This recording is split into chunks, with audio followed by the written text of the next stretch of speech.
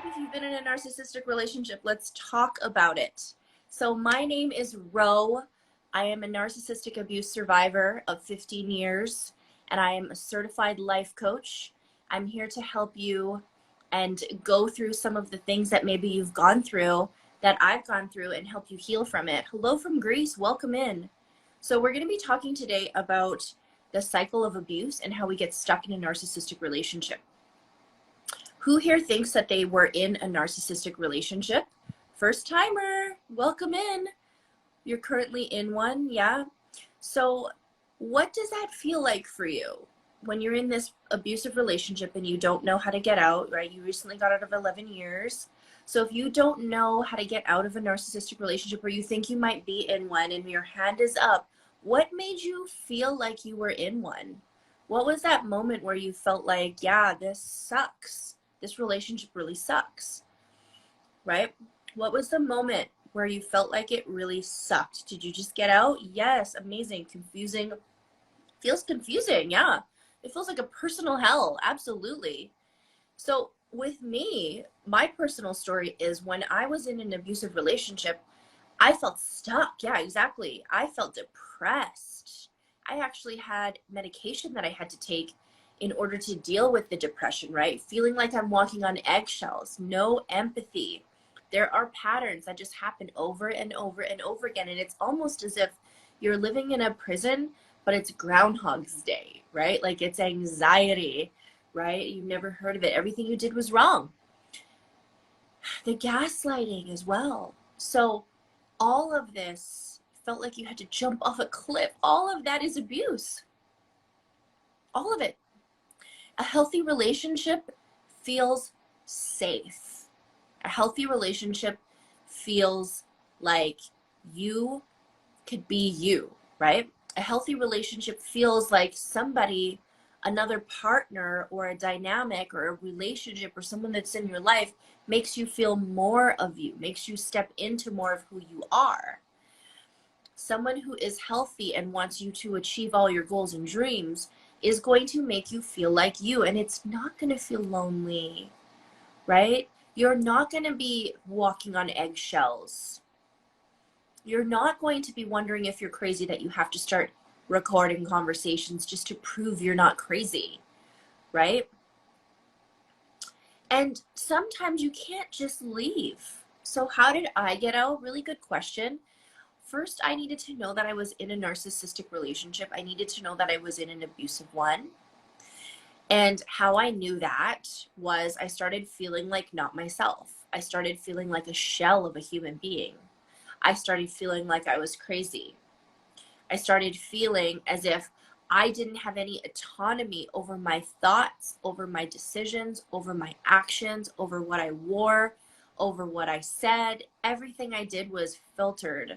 Everything I did, he had full control over everything I did. And that's unhealthy. It's so toxic to live in that way. It's so toxic to be in this situation where you don't have control over yourself.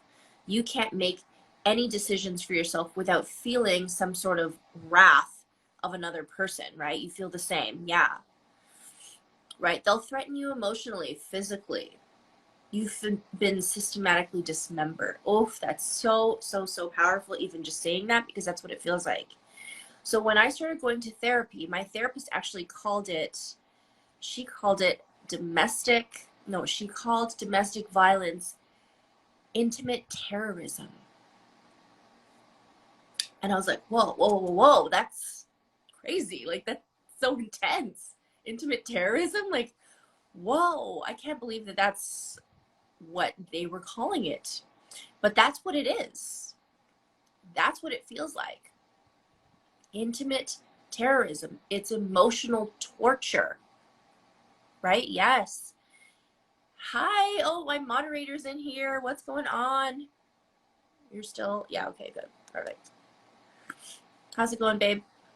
It makes sense because it's within your own damn home. Yeah, exactly. And so it's like a Stockholm syndrome, except we were never held captive up front. So we were held captive in a way, So Stockholm Syndrome comes from a robbery that happened in Stockholm, Sweden. Who knows about this story? Hands up if you know about this story before I get into it. Daddy on duty, that's right. It's only 11, it's only 10, 20 over there, right? Just like Johnny Depp described, it was a figment of my imagination. The person never fucking existed. Exactly, they never existed. You can put swear words on Instagram. That's super interesting. I need another phone so that I can actually go live on Instagram and TikTok at the same time. But yeah, so Stockholm, Sweden. There was a robbery that happened in Stockholm, Sweden. And there were, I believe, I don't know exactly how many people were kidnapped, but I believe they were in there for 6 days. And when they were, by the time they were rescued, all of the prisoners sided with the robber and protected the robber. And the reason why they did this is because they feared their life. So Stockholm Syndrome basically stems from that specific scenario. And also there's an element of fear and an element of life-threatening fear. An element of that person had a gun in your mouth and they could shoot you. So you will fawn over them as protection. We have this with our captors, with our kidnappers, with the people who are abusing us. But here's the thing, we didn't step into this relationship thinking this was going to happen, but we did step into it and we fell in love with them. And I'm talking specifically romantic relationships. I do have other content that is more general, but because of my own personal experience, I was in a romantic relationship with a narcissist and another one. After 14 years, I was in another one for about a year. So I have 15 years experience in narcissistic abuse, and probably tack on a few more years if you count the post-separation abuse, which happens very regularly and it's very common in these relationships. So yeah, you're in these relationships and you're feeling like you need to fawn over them. You have to protect them. You might even feel like, how many people here have protected the narcissist in their life to their family and friends? And told their family and friends, this is a great person. This is a perfect this is the person I married. This is my boyfriend, my girlfriend, my partner, right? Wave. Hands up if you've protected the person who abused you. Why do we do this? There's a reason why we do this. Who knows? I feel attracted to the narcissist. I don't know why. I know all the red flags and I don't know how to deal. Yeah, I know that feels like, right? You know, we do this because of this humiliation that happens. We feel really embarrassed that we're stuck with this person, that we chose them, we married them. And also there's a part of us that is in denial. We don't want to feel like we did this. We don't want to feel like we chose this person. What do we do to survivors? What, not me, not you, not any of us, but what do people do to us when they hear we are in a narcissistic relationship? What do they say to us? Why didn't you just leave? Why'd you pick him? Why'd you pick this person, right? Why'd you stick around for so long? It is a level of embarrassment that happens when we get stuck with these people. And there's a lot of people that just don't understand because they've never been in this scenario, right? A victim blame mentality. They victimize us. They shame us for being in these relationships because what? They were mean to you? Were they mean to you? What they don't understand is psychological abuse takes time. And we can't see it through the fog. Exactly.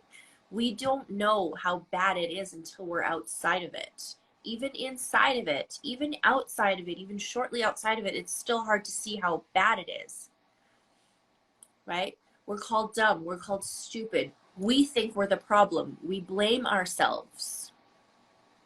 We blame ourselves and think we're the issue. And what happens there is we become responsible. We feel like we're responsible, and what society does, or maybe our friends and family, even people who really care about us, are going to ask us these questions. Maybe if they're not ill-intended, they'll still ask us, why did you stay with them? Why wouldn't you just leave? Right? And what happens is if we don't, if if we feel like, we ask ourselves, why didn't we just leave? Of course, we're going to blame ourselves. We're going to think we were the problem. And not only that, the narcissist tells us we're the problem. The narcissist says, you are the one that made me cheat on you, right? You are the one that didn't put any effort, that didn't make enough money, that didn't give me enough sex.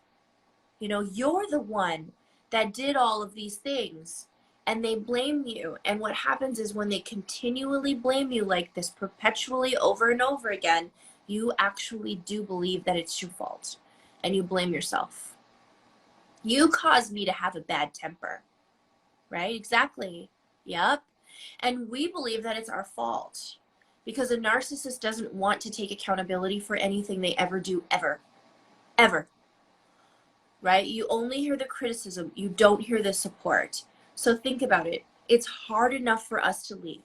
If we were to just get up and leave the narcissist, let's say we had all the support in the world. We had every single person on this planet supporting us. And everyone's like, you got this, emotionally supporting us. Some of us are married to these narcissists. Some of us have kids. Some of us are completely entangled financially. Where do we go? Why don't you just leave? Okay, I've left. Now where do I go? To a domestic violence shelter, right? Do I go to my very happily married family and friends and go crash at their place? Where do I go? And what about my kids? It's still terrifying. No matter how much support you have, it's still terrifying. So please, if anyone ever tells you, why don't you just leave? Or, you know, if you know it's abuse, it's your fault you stayed, never believe that, because it's not so easy to just pick up and go. You have 6 kids with yours, right? So someone has 6 kids with theirs. How hard is that going to be to leave? It's not just so easy to pick up 6 kids and go. And then on top of that, yes, they do. They start a smear campaign. So who here knows what a smear campaign is? I'm going to give you some tips on how to survive a smear campaign, especially when it comes with a narcissist. And a couple things to remember, some key things to remember if you've ever been a victim of a smear campaign. I can never get used to not tapping the screen. I know, it's weird, isn't it here, babe? Right, were you financially blinded? Yeah, I was. Yeah, absolutely. Financial abuse is not a joke, guys. It's real. So smear campaign. If anyone's ever been a victim of a smear campaign, there's a few things I want you to remember, okay? Now, a smear campaign, if you don't know what it is, and again, if you're just coming in and you're just tuning in, my name is Ro. I'm a narcissistic abuse survivor of 15 years, right? And if I'm going to count post-separation abuse, close to 16, 17 years. And I'm a certified life coach. I'm here to help you heal from the trauma that you might have endured in a narcissistic relationship or a dynamic with a family member, friend, or a toxic work environment. I offer one-on-one coaching. I also offer group coaching, which our August one is completely sold out, but there's another one coming up in September. So if you do want to register for coaching, work with me one-on-one. If you want any sort of support from me, anything that I offer is on the Beacons link in my bio. So if you go to my bio, you can find everything that I have to offer. But we're on the subject of a smear campaign. And what it is basically, it is a narcissist or a toxic person running their mouth about you. Group coaching is amazing. Yes, it is. They will go around and tell all your friends and family that you're the narcissist. You were the one that did all of the shit, right? That there's something wrong with her. I think she needs to take her medication. They will start spreading lies about you. They will start spreading all of these rumors and make everybody question you and your mental fitness. I know from personal experiences, yes, you do, babe, right? They'll tell everyone you're crazy. So there's a couple things that happen in a smear campaign. One, they start a premeditated smear campaign when they start dating you. A lot of narcissists, when they start dating you, they'll start slowly telling your friends and family, oh, do you think that Ro's okay? She was a little bit, drinking quite a bit that night, and I just want to make sure you know if she's okay. I'm just her boyfriend, and I want to know. They'll start doing a premeditated smear campaign to just get the word out there so that if they do break up with you or they discard you or you discard them, they can start saying, remember how I said that she was a little bit like, she's really gone off the wall this time. Like, we really need to help her. What the fuck is up with that? I know, it's very frustrating. That's what a smear campaign is, right? It makes her look like she's concerned. Well, she's the cause. Exactly. And what's really messed up about it is that they act as if they're really caring about you. They act as if they're concerned for your safety by spreading lies about you. A smear campaign is someone who spreads lies about you to hide the truth about them. And they really push, they go full force, and they just like pull out all the tricks, every trick in the bag when they feel like they don't have control over you anymore. So if they don't have control over you, the only way that they can control things is now controlling your friends and family. So if you know the truth about them, they're scared you're going to tell it, so they tell lies about you first. That's a smear campaign. Here's a couple things to remember. When it comes to a smear campaign, the people who believe the lies of the narcissist, they're not your people. Especially people who say they're neutral. So if you have a friend over here and you have a friend over here, and one of these friends is like closer to the narcissist and closer to you or whatever, and this person decides to remain neutral, when you're being abused and someone remains neutral, they are taking the side of the narcissist. So anyone who believes the lies of the narcissist during a smear campaign, anyone who says they want to remain neutral, okay, and anyone who participates in this abuse, in this smear campaign, they're not your friend. And maybe they will be later, but in the moment right now, they're not. They're not here to support your growth. They're not here to support your change and healing. They're not your people. You have to walk away from them. Ouch, I know. It sucks and it hurts, but they're not there for you. Okay, so that's one thing to remember. The second thing to remember, and please give yourself a pat on the back if you've ever been involved in a smear campaign, because the reason why you're involved in a smear campaign, okay, it's the last resort for the narcissist. They no longer have a means to manipulate you. They no longer can control your life. You showed up for you. You decided to love you. You decided to take your power back.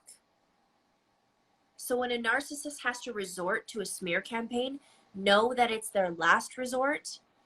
And the only reason why they do this is because they don't have control over you anymore, and because you took your power back. So pat yourself on the back for that. AJ, what's up, my friend? The people that know you. I got smeared pretty good. It was a blessing.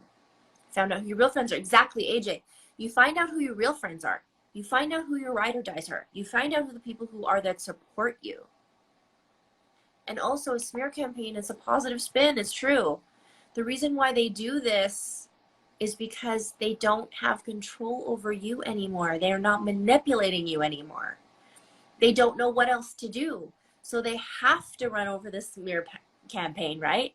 What's up? Aloha. So please remember that. Give yourself a pat on the back for taking your power back. Celebrate yourself and for taking the power back. Is it a smear campaign if I'm the victim? Now, the word victim is a tricky word, because narcissists will play victim, and a narcissist will look at you as their victim, okay? But we don't have to be a victim. We're surviving it. We're survivors. We're warriors. We get past it. So who's the victim? Who isn't the victim? That's a hard thing to decipher. I got a message saying I had turned my back on God. Apparently I had given up by leaving. Well, leaving is giving up the abuse. And if you're giving up the abuse, good for you.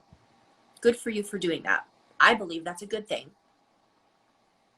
I believe you agree, yeah. So that's really, like, to the bones of it, what a smear campaign is. So if anyone's ever been a victim of a smear campaign, anyone's ever been surviving a smear campaign, know that you took your power back. Be very proud of yourself. And I want you, yes, I want you to celebrate that. There's strength in walking away, absolutely. And some people do use religion as a manipulation tactic. Exactly. Religion is a relationship that you have with what you believe is God. Relationship and religion are very different things. Organized religion is something that is your own belief. And if somebody uses that to weaponize you, they're using it to weaponize you just like they would your mental health, just like they would threatening suicide, just like they would trying to get at some of your insecurities. They weaponize religion just like they weaponize everything else in your life. Do this to survive. I feel alone, taking my power back. You know what? So cutie pie, if you feel alone, I want you to know something. There's 96 people in this chat. You're not alone. We've all been through what you're going through. I've been through it. I can tell you that it is really, really relationship, not religion. Yes, it is really difficult what we're going through, and sometimes we feel lonely. But let me say this, hands up if you've ever felt lonely being with a narcissist. How lonely did you feel sleeping in the same bed as them? If you're still with a narcissist, how lonely is it in their bed? Right? I can tell you from my experience being with a narcissist, I was the loneliest person ever. I slept beside him every night for 14 years. I was lonely as fuck. I didn't know, right? Exactly. I didn't know if I would ever feel any type of comfort and connection ever again in my life. Every single night I'd sleep, I'd lay my head on the pillow, and as I'd fall asleep, I'd think, I'm so alone. So alone. Yeah, I'm married. I have 3 kids. And there's a man sleeping beside me. But I'm alone. And there's no one on this planet that could ever feel what I feel. Not one person. Right? 14 years, I know. 3 weeks out, 10 years high school. Sweetheart. What if they're good at not making us feel lonely? That's the hard part. Sometimes. So lonely as fuck. Yeah, sometimes. There will be times. So a narcissist, the cycle goes like this. And if you're new here, if you're new and you're just coming in, my name is Ro. I'm a narcissistic abuse survivor. I have 15 years experience in narcissistic abuse, 14 years with one person that I married and another person right after. And I'm telling you, I do a lot of coaching on healthy dating after abuse. I'm a certified life coach. If you want to work with me, go to the link in my bio and you can find out all the ways that you can work with me. But being a narcissistic abuse survivor and dating coach, life coach, there are a lot of things that I've learned and picked up. Hello, Ria. What's up, girl? I want you to know something. You need to know what you're involved in. You have to know that you are with somebody who was toxic, and you have to understand what the red flags are and what led you there. Because what happened with me personally is I ended up with another narcissist right after. I ended up with another narcissist immediately after my ex-husband. Why did I do that? Why? Because my ex-husband never gave me what I wanted, which was love, connection, comfort, companionship, a level of respect, right? The freedom to just be me. I felt like a prisoner of my own self. My inauthenticity was like, I was inauthentic in every aspect of my life. I wasn't me because I was always filtered to do whatever he wanted me to do. I was always checking my words, checking my outfit, checking my looks, seeing how I said stuff. I would be careful. I would walk in the door and be like, is he having a bad day? Is he having a bad day? I just want to be good. Okay, I'm just going to, not too excited, not too weird, just going to say hi. And I would say hi. And he'd be like, what the fuck is wrong with you? Right? That's the type of narcissist that I married. Get a coach, break the cycle before the new relationship. Yes. So as soon as I left this relationship with the narcissist and had the courage to leave him, what did I do? I went straight to another narcissist. Why? Because that second narcissist gave me everything my ex-husband didn't give me. Gave me love and affection, what I thought was love and affection, right? Gave me love bombing, told me what I wanted to hear, future faked this perfect life together, told me he would pull me away from all of this mess with my ex-husband, right? And I needed connection. I never got it for 14 years, what felt like 14 years, a lifetime. I'm sure I got a pinch of it near the beginning. But I was love bombed all over again, and I was getting everything that the narcissist that I married never gave me, right? Thank you for the waves, you guys. So what did I do? I fell back into another relationship. So yes, it is very, very possible to have, I have 2 narcissistic relationships that I've dealt with, and it's very possible to jump into another one, right? So yeah, can't even hang out with your family without being an issue. So what happened with the second guy was he actually made me feel like I couldn't do anything either, but it took a second to get there, and I felt like I was being accused of all of these things that I wasn't doing, and I was feeling bad for it. So the cycle of abuse starts like this. Hands up if you're ready for this. If you're ready for the cycle of abuse, I want you to put your hands up, and I want you to tell me if this is something that you've dealt with. And yes, it does start with love bombing. Cycle of abuse. Hands up if you want to hear this. And I want you to know if, I want to know if you've ever dealt with this, or has this ever happened to you?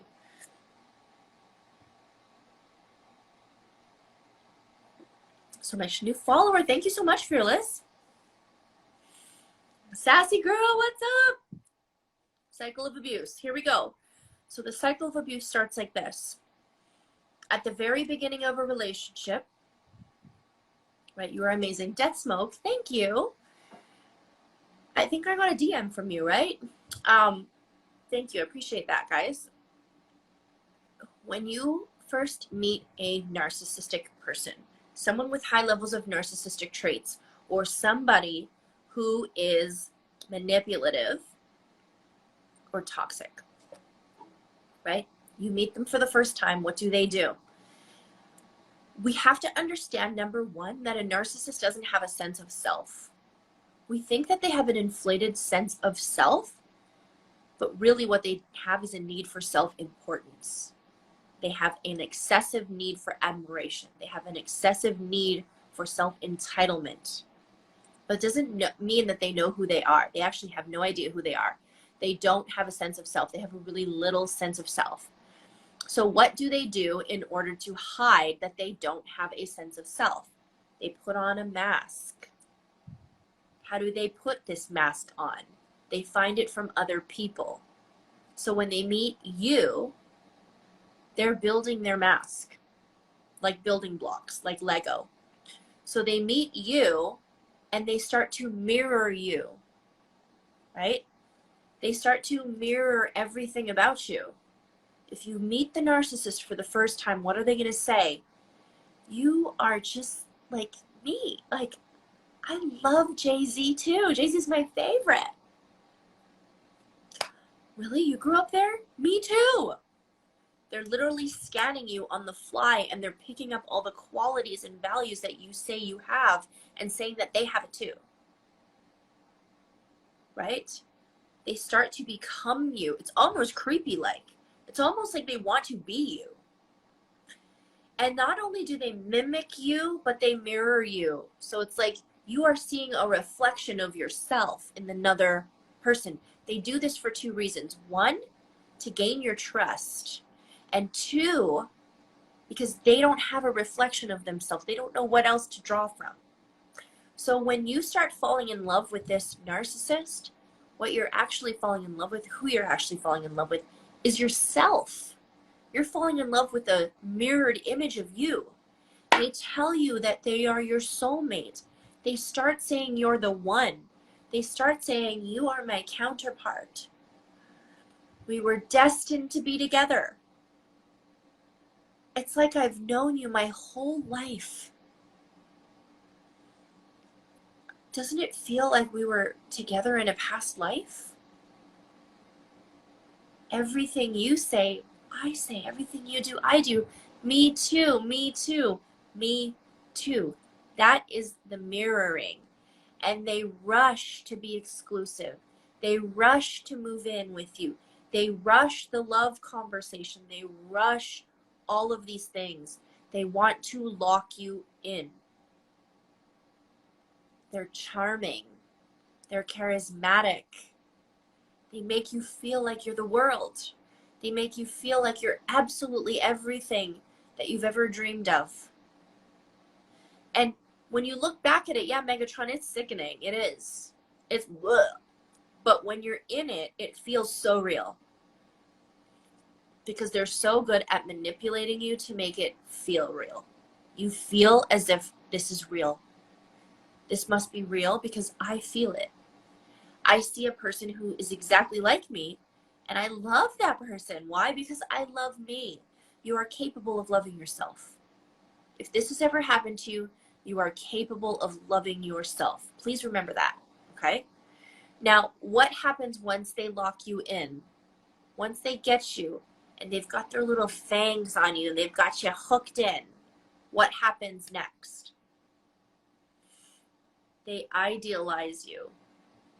They start building you up. So yeah, there's love bombing. Yeah, there's mirroring. All of that's happening. But in order for that to continue on, they got to build you up. So first they get you here. Then they build you up on this pedestal. They build you up. They tell you you're so good at that. There's a bit of abuse there because if they tell you that you're really good at something, they're going to make you do it all the time. Oh, you're so organized. I love how you organize all the things in the house. I just trust you so much. You should organize everything in the house. Now, next thing you know, you're organizing the whole fucking house. You're working all the time. You're so good at birthdays and keeping track of all the bills and all of these things. Now you're the house manager, right? They build you up on this pedestal. They put you up here. Why the building up? Why? Why do you think they build us up here? Why do you think they put us on a pedestal and admire us? Julie, you got it, girl. You guys are, this isn't your first time. You've been through this, right? You know exactly what happens. Why do they build us up on a pedestal, guys? Why do they put us so high up on that pedestal? Up in the ivory tower, staring at us, just admiring us in awe. Why do they put us up there? Why do they build that pedestal? To knock us down. Exactly. To knock us down. Exactly. And then they start to devalue us. They start saying, well, why did you clean the house this way? You used to be so organized. What happened to you? Right? You're no longer this perfect person that I thought you were. What happened to you? They'll start to devalue you. They'll start to insult you. And you're stuck trying to chase that heroin high, trying to chase that drug. They drag you down into the depths, into the dark, dark basement where they live, and they dim your light so that you feel really bad about yourself. And they make you feel like you are the problem. You've changed. You've changed. Why are you like this? Why are you so sad all the time? You used to be really happy and fun. You used to clean the house. You used to like organize everything. We used to have so much fun together. And you're sitting there wondering what the fuck you did wrong. It is an addiction. It's an absolute addiction. You are sitting there wondering what the fuck you did wrong. And the issue is you didn't do anything wrong. You didn't do anything wrong. He pulled the fun card, right? You used to be so much fun. We used to joke together. What are you doing that for? Why do you act like this? And you think you need to smarten up. So now, this idealization spot, this little area that they put us in, this pedestal, we're chasing it like a heroin high. We're chasing it, wishing that we were there, because the withdrawals coming off of that is so intense. To be down here and beat down and devalued and treated like shit and told that we're worthless, making us feel worthless, less of ourselves, it is painful as fuck. It hurts. What's wrong with you? When she sleep deprived me? Well, you fucking caused everything that's wrong in me, of course. Why are you so depressed? My ex would say to me. Because you're the cause of all of my depression and anxiety. Right? I have depression and anxiety. I've got the best of both worlds, right? It's the fucking best of both worlds. It's really hard to have both. But a narcissist will do that to you.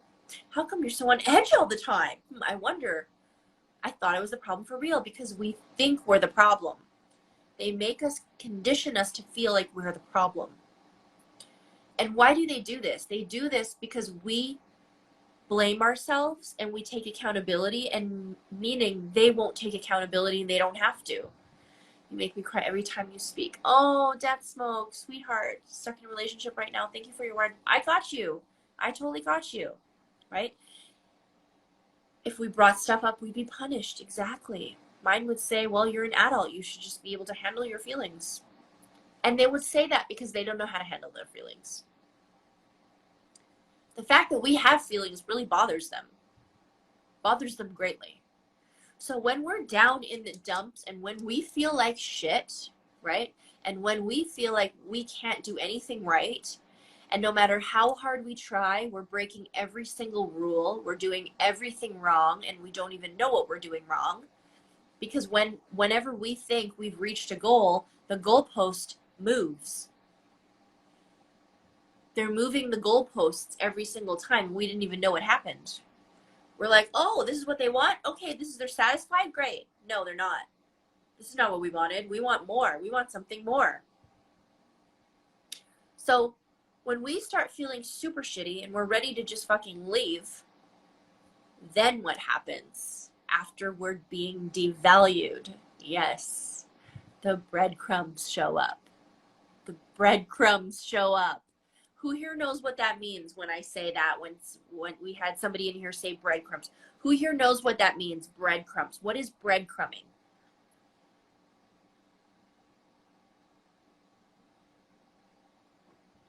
What does that mean?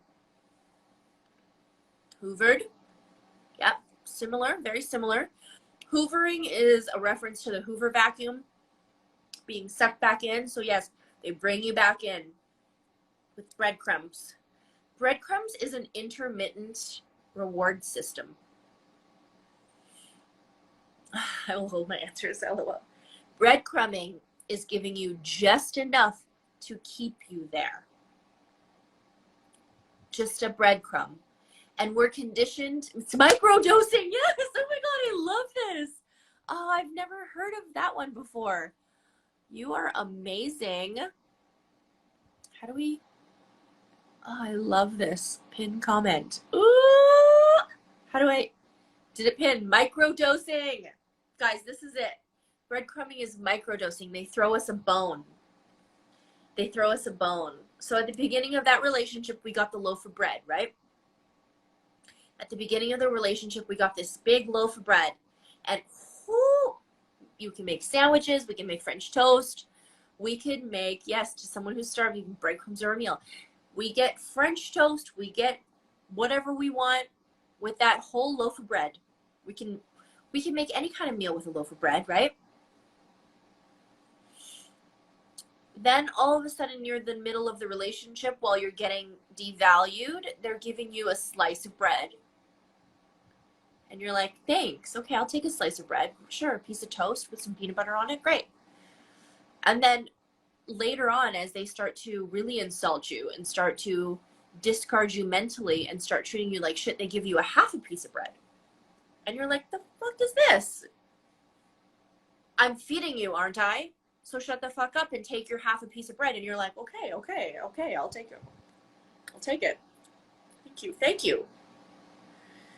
And then you're getting a quarter of a piece of bread. And you're like, well, the last time I complained about a half a slice, I got yelled at, so I guess I'll eat this quarter.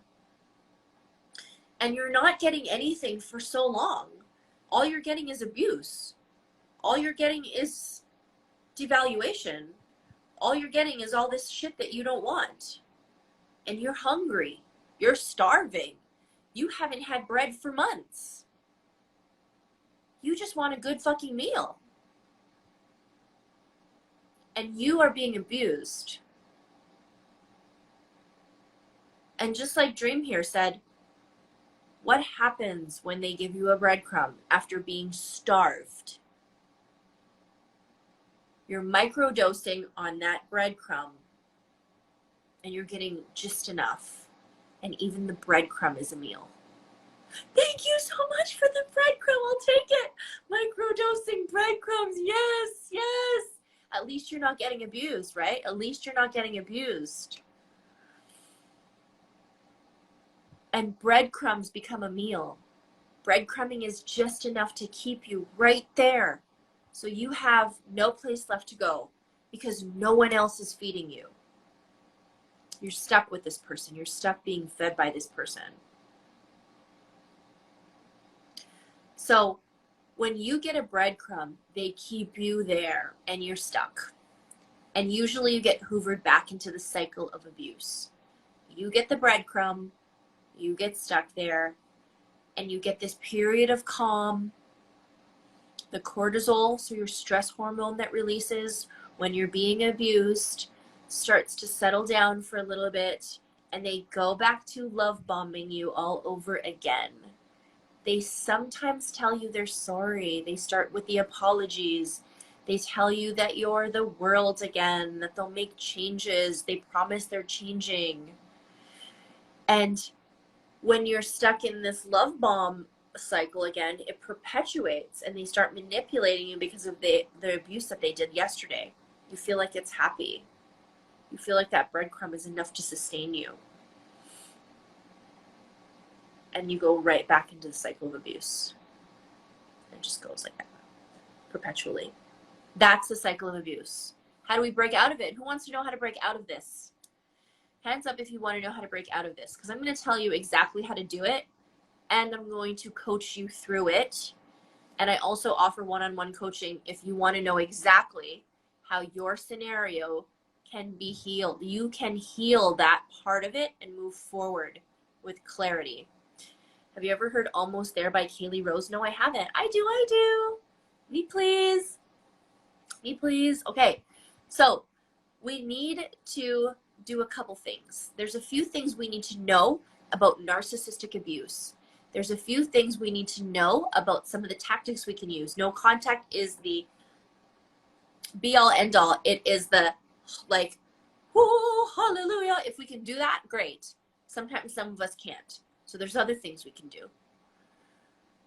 When a narcissist gives us the breadcrumbs and puts us in the perpetual cycle of abuse, we feed them. So yes, they feed us with breadcrumbs, but we feed them with something. What is that? My boyfriend just said it. He's in here. Did you say it? Or did somebody say it? Maybe you didn't say it, baby. We feed them. We feed them, and that's called something. What is it called when a narcissist is fed? There's a bug in my wine.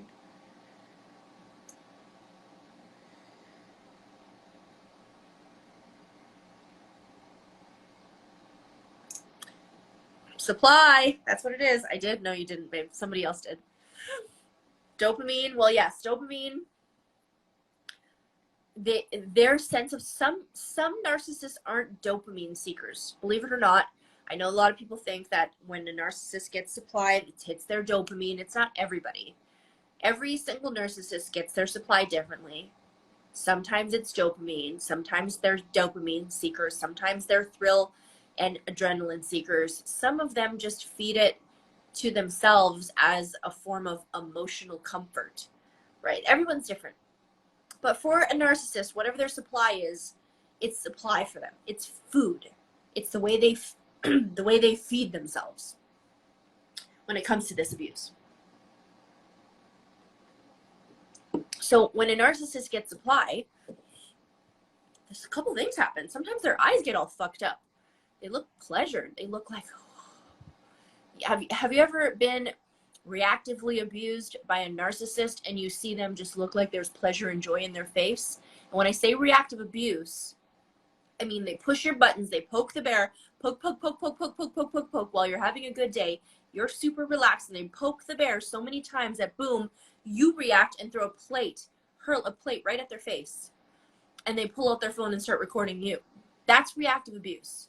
The reaction that you have is the abuse, because that abuse means that you don't have to pay attention now to their abuse. Now you're paying attention to your own. You're feeling like you did something wrong. You're feeling like you're guilty for something you did out of character. And you're reliving and replaying and wishing you did things differently. That's reactive abuse, okay? When a narcissist does that, they get pleasured. They look really satisfied.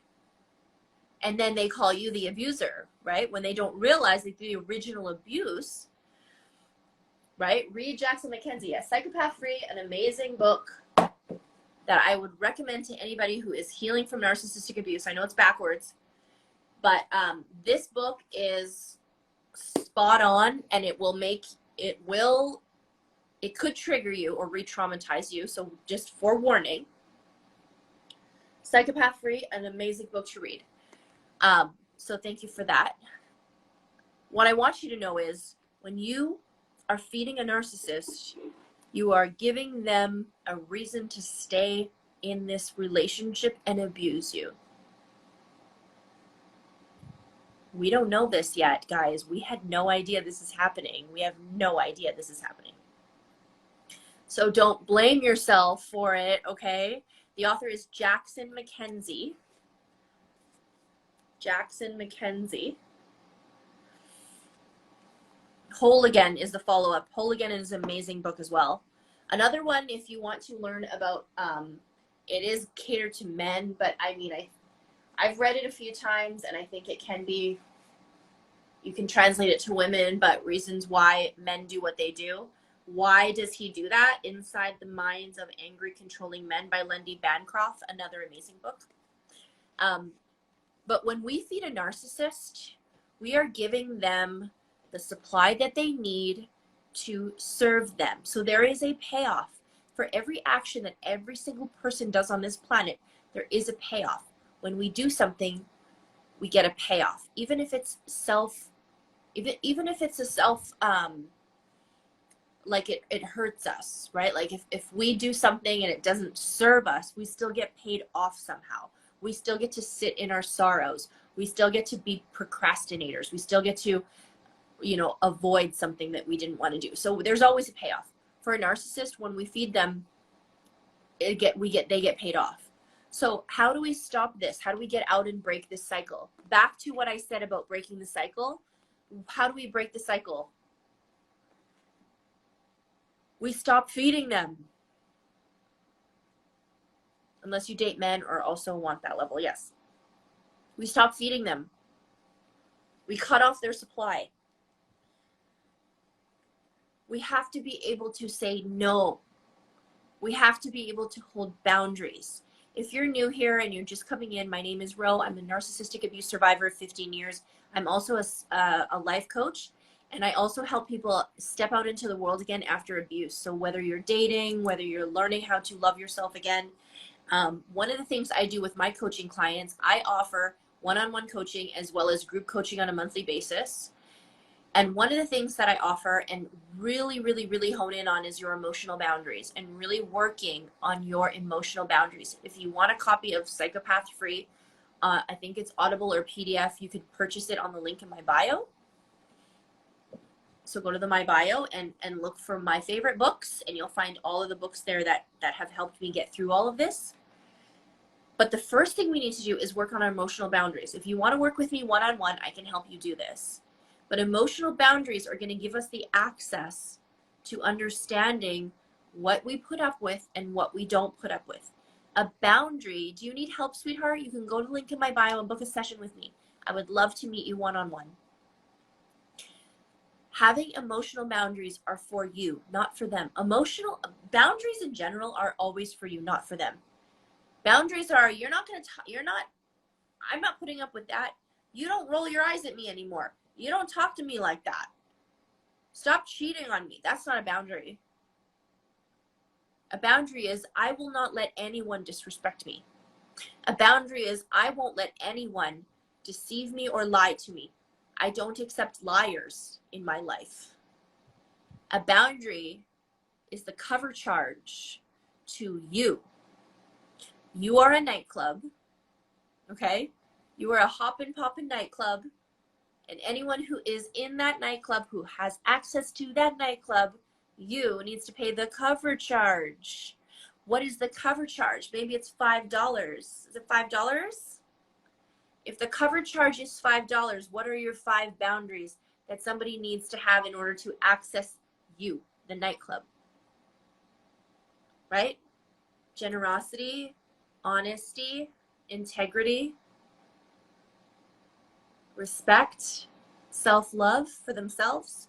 Those are the boundaries. And best believe that if you have these 5 boundaries as a boundary for you, that you embody those things, you are also generous, you are also full of integrity, you also can embody self-love, you are also, so you've got to be able to do those as well. So your cover charge for your nightclub, thank you, self-awareness, right?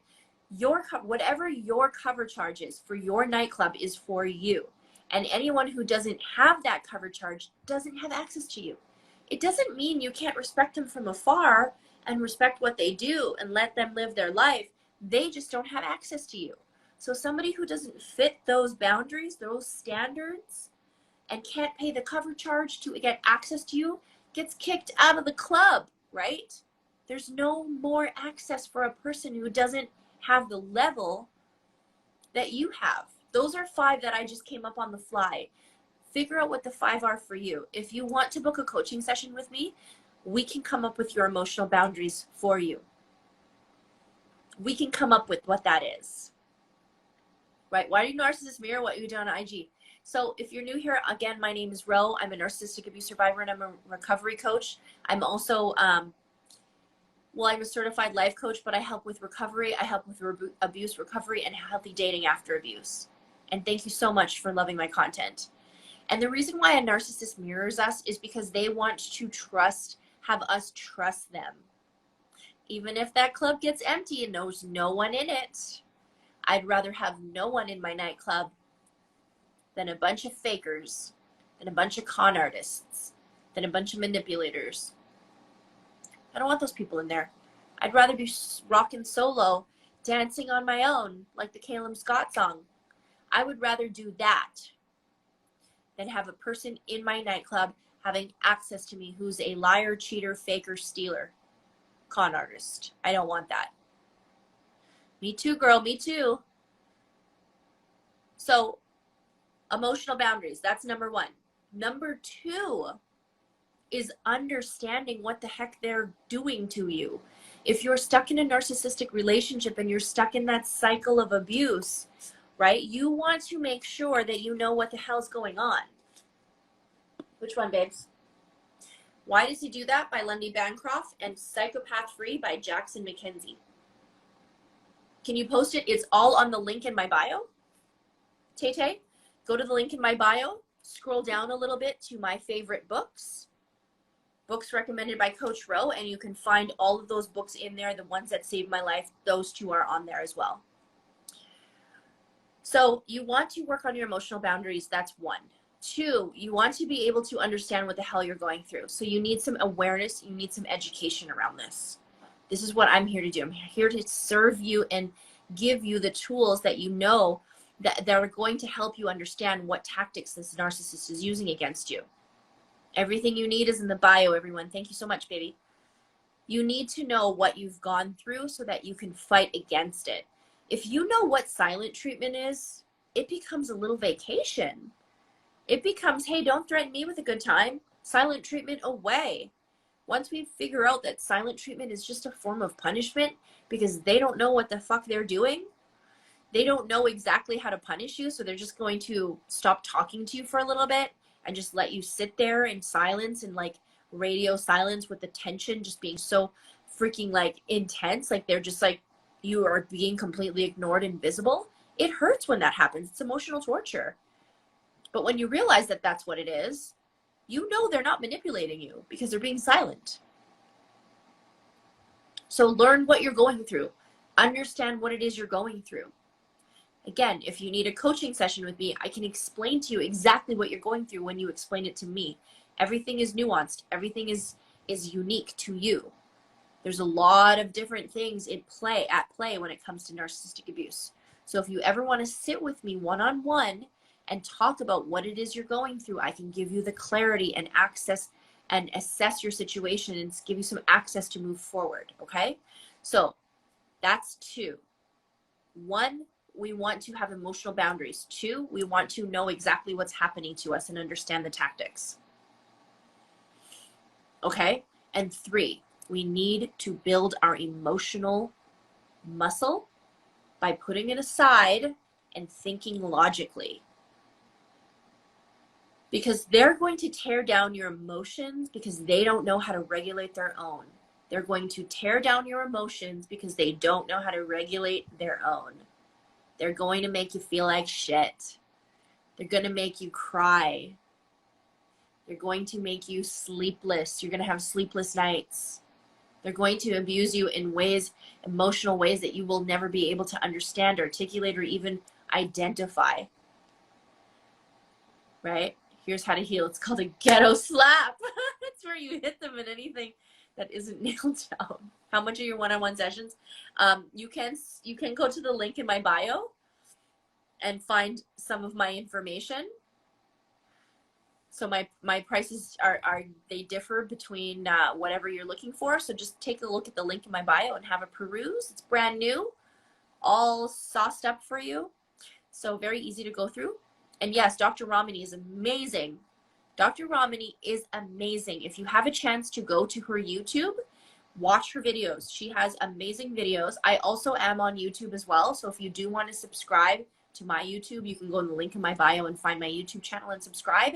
Anyone who is in this chat and wants to watch a live version, a recorded version of this live, can go to the link in my bio. And if you're just tuning in and you're just meeting me for the first time, or you've just come across my videos, my name is Ro.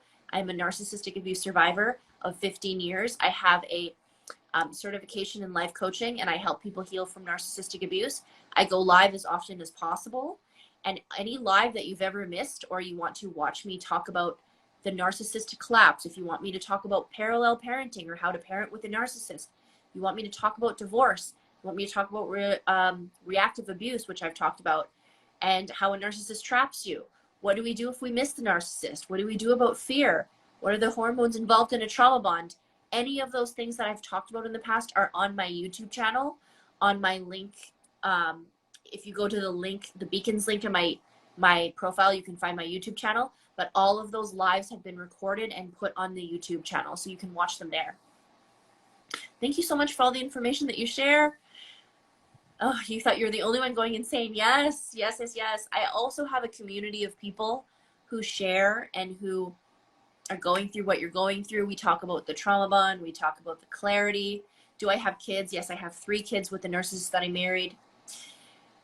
And if you want to be a part of this community and you want to be here, because we all felt at one point how alone we were, right? How many of us here felt so alone? I know we talked about being alone with that narcissist, but even in the healing process, how alone and lonely does it feel? Especially when you're sitting with your friends and family who have no idea what you went through, and they've known you their whole lives. They're awesome. The Narc Avengers, Miss Ashley, yes. I am part of a group, a conglomerate called the Narc Avengers. There's 16 of us. We all have our own channels, platforms. We all have our own space where we share narcissistic abuse knowledge and help people heal. But we also come together as a team, and there's a meet and greet happening in Austin, Texas. It's happening in October, and then there's another one in November in Toronto that I will be at. I will be at the Austin, Texas one, but not in person. I'm going to be there on a big screen. But in Toronto, I'll be there. So if you follow the Narc Avengers, I think it's narcavengers.com is our website, and Narc Avengers is the handle on TikTok or on Instagram, and Narc Avengers as well on TikTok. So we are all there. There's 2 self-aware narcissists, and the rest of us are survivors. Yes, very lonely, very hard to heal by ourselves, No one understands. And so being in this place of healing and in this space of community is going to help you not feel alone. The reason why I do this and go live, the reason why I make content, the reason why I have a Facebook support group, and if you want to be a part of that support group, go and hit invite yourself, and you will be with a group of people who I promise will understand what you're going through.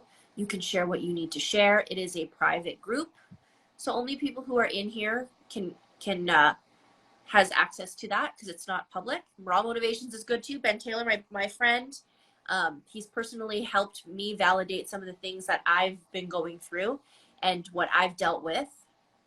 The name of what, Tay?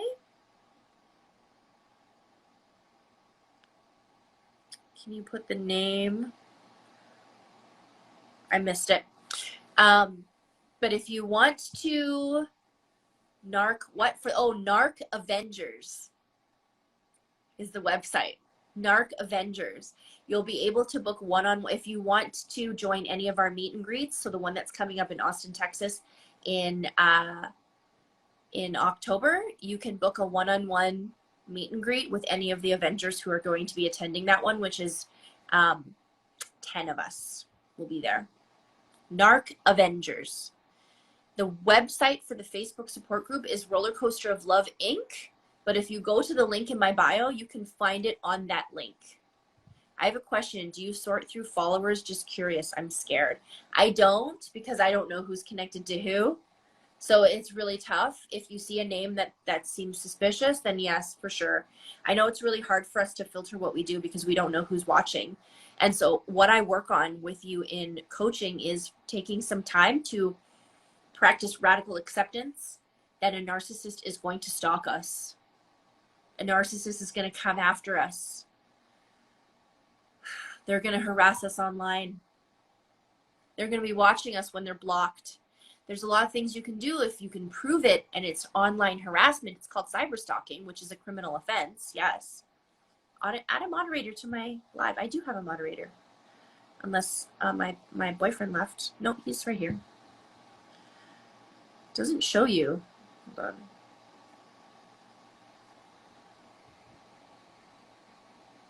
Oh, it's weird. Confirm. I guess you're not permanently a moderator.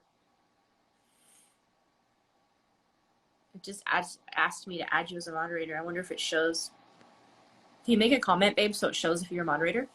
I'm not staying too long anyway, but you just did. It's weird because I had you as a moderator before, didn't I? Anyways, you have to do it every time here. Okay. Yes, it just told me it was moderating. Oh, weird. Okay. Anyways. Hey, is my ex in here as usual? Fuck you. See?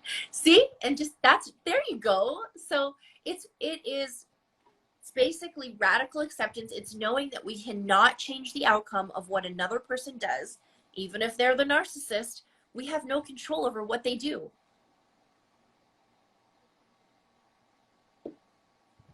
No control over what they do. So we have to just accept it. I can't vet every single person who joins the group because I don't know who's connected to who.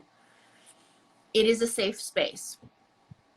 Now, if you want to take it a step further, and I believe that paying for our healing is that extra step to really make us do the work. This is why I run a business of coaching. I do coaching because I know that if you're going to book time with me, you're going to invest in yourself in that way, I'm going to push you, and you know you're going to get pushed by me to do the work and heal and help yourself get to a place of self-love, of acceptance, hopefully indifference. So yes, you do pay a little bit. So it does hurt the pocket a little bit, but we got to pay. It has to be a little bit of pain to get some of that healing worked through. So if you want to work with me one-on-one, you can book a coaching session. If you want to be in a community that isn't free, that you do have to pay for every month to be in a space where we are coaching together, this month we're going to be talking about the clarity, the clicking, the moment we knew we were with a narcissist, how we got out of a relationship. Unfortunately, the registration is closed. So for right now, if you have not already registered, you won't be able to because it's sold out. But you can go to the next one, which is in September. Go to the link in my bio under monthly coaching session and register for September. That one, you can see who's all in it. It's not a giant group. It's 25 people. It's smaller. It's closed. And this one is going to help you share your story. You'll have access to listening to other people's stories. You never know what you'll hear that will inspire you to do something that you maybe weren't ready to do. You just needed that little extra word or that motivation or a little bit of encouragement by somebody else. And on the flip side, you could inspire somebody else. You could share a part of your story that might save someone else's life. Can you imagine how powerful that is? To be able to say you saved someone's life because you could have said something that does. So if you want to join that group, our monthly group coaching sessions are amazing. We go around in a table. It is a Zoom call. Everybody sees each other's tiles, so you can see everybody in the whole group. You can choose to turn your camera off. We normally mute so that one person can talk. So if you're not comfortable sharing it or even showing your face, you don't have to, but you can still be in the positive energy of that group. And let me just say, it's positive and negative. It's all vibes welcome. So it doesn't have to be positive energy, but you're in the energy of the group and you don't have to feel alone anymore. You'll be in a group of people who I promise you will get it. You can cry. If you need to cry, you can cry. Yes, yes. So before I go here, guys, it was so lovely being here. Thank you so much for listening, for asking your amazing questions, for being here and taking part of your own healing, of your own journey. I'm so proud of every single one of you for even being here and listening and taking this step, because I'll tell you something, the narcissist doesn't want to do this. They don't want to take the step. You have something they don't have. You have access to your own personal power. You have access to healing. You have access to working on yourself. You know how to do the work. They don't. So I want you to know this. What you're doing here is so important. You're being in a space to create. You're not consuming, you're creating. You're not taking, you're giving. Being here and being generous is giving. So I want to congratulate you for that. And I want you to thank you all for being here. If any of you want to work with me one-on-one, I offer one-on-one coaching, 30 minutes or 60-minute calls to get you some clarity, to give you some tools and some strength to move forward. I will listen to your story, probably from a place that no one's ever listened to it before. You won't feel invisible with me. I promise you. You'll be heard, you'll be seen. I will believe everything you say. And I'm going to give you the tools and steps to move forward. I'm going to give you the clarity, the lenses, so that you can actually see things clearly without the fog. Okay? If you want to be in the group coaching session, which I do every month, the next one that I'm registering for right now, registration's open for September 25th. And that is on a Zoom call as well. So do I work on a sliding scale? No, I don't. But I do offer all sorts of products that are different prices. So if somebody wants to work with me and doesn't want to go forward with a 30 or 60, this is why I do 30 or 60 minutes. But if they don't want to do a full one-on-one call, you can do group coaching, which is a lot less, or you can just do a text package with me. I work with you with text messages. So if you want to have a best friend on your side for 6 days that you're just going through, like trying to stay no contact with a narcissist, or going through a court case, or, you know, you're just dealing with something real hard right now, you're leaving a job, anything that you need, you can private message me and we can have a conversation about it. So those are some different price ranges that I have. I don't just have a one price fits all. I have whatever works for you. So if anyone has any questions, please go to the New Beacons link on my bio. It's brand new. Enjoy it. It's very new. It has a lot of information on there. Every single book that has helped save my fucking life, and the two that we talked about today, Psychopath Free and Why Does He Do That, are on that link. So if you go to the link in my bio, you can see all the books and all the workbooks and journals that are going to help you get through this. That's all there as well. So thank you so much, guys, for coming in. I appreciate you. I hope to see you all soon. I will definitely try and go live again soon. And just one last thing before I go. Let's stay narc free, okay? I love y'all. Bye.